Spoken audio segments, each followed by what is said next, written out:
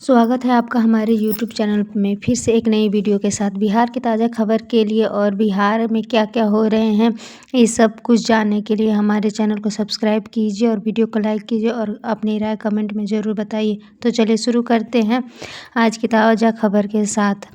जैसा कि आप सभी को मालूम है कि कल यानी 6 नवंबर से बिहार में विधानसभा चुनाव की पहली चरण शुरू होने वाली है।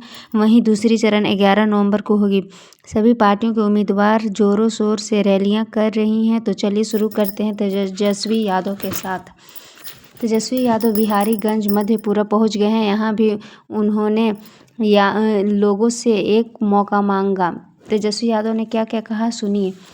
एक एक वोट लालटेन पर बटन दबाकर रेणु कुशवाहा जी को भारी बहुमत से आप लोग विजयी बनाने का काम बिहारीगंज के जनता से अनुरोध है। साथ ही साथ उन्होंने कहा एक मौका मिलेगा तेजस्वी को। ये सुनते ही लोगों में जोश पैदा हो गया। वहाँ भीड़ की सैलाब तेजस्वी को सुन रही थी। तेजस्वी ने बोला सरकार बनाना है ना, तो भीड़ से हाँ की आवाज़ गूंज उठी। साथ ही साथ तेजस्वी यादव ने एक महत्वपूर्ण अपील जनता से की कि 20 साल पुरानी सरकार उखाड़ फेंकनी है। उन्होंने एक और यह भी कहा कि मौका मिलेगा तो तेजस्वी वही करता है जो कहता है, इसलिए जो हम कह रहे हैं वो करेंगे। 5 लाख नौकरियां दी हमने 17 महीने में। एक और मौका मिलेगा तो बेरोजगारी को जड़ से तेजस्वी खत्म कर देगा। इसी तरह तेजस्वी यादव ने कई जगह रैली संभाली। वहीं कई जगह में राहुल गांधी ने भी कमान संभाल रखी।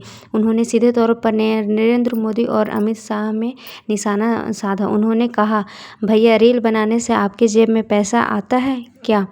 रील बनाने से आपके मेज़ पर भोजन आता है क्या?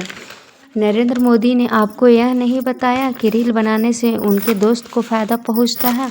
और उन्होंने ये भी कहा कि मोदी जी ने बिहार की ज़मीन 1 रुपये में अदानी जी को दे दी। 1 रुपये प्रति एकड़ में अदानी जी को ज़मीन दे दी। ये नरेंद्र मोदी जी ने आपको नहीं बताया। और साथ ही साथ उन्होंने अमित शाह को घेरा। उन्होंने कहा कि अमित शाह बिहार आते हैं और बोलते हैं कि फैक्ट्री लगाने के लिए बिहार में ज़मीन नहीं है, मगर अदानी जी को फ्री गिफ्ट देने के लिए बहुत ज़मीन है, कोई कमी नहीं है। इसी तरह महागठबंधन के कई बड़े चेहरे बिहार पहुंचे हैं और उन्होंने भी कई जगहों पे अपना अपना कमान संभाल रखा है। इसी तरह यूपी से अखिलेश यादव ने भी आकर औरंगाबाद में कमान संभाल रखी है। उन्होंने कहा आज से बिहार वालों को 30 साल का हिसाब लेना होगा। साथ ही साथ उन्होंने कहा भारतीय जनता पार्टी पर भरोसा करते हो आप?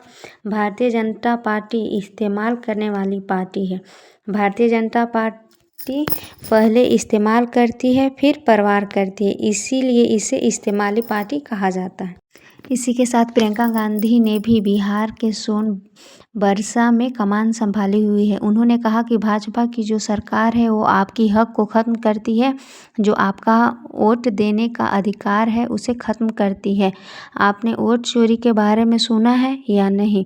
65 लाख नाम काटे हैं बिहार में से। इसका मतलब है कि 65 लाख लोगों का अधिकार खत्म कर दिया है। इसका मतलब साफ है कि भाजपा की वो आपकी सरकार खड़ा करने या बदलने की अधिकार को ख़त्म करना चाहती है। उन्होंने साथ ही साथ पेपर लीक के मुद्दे पर उठाकर भी भाजपा और नीतीश सरकार को घेरा।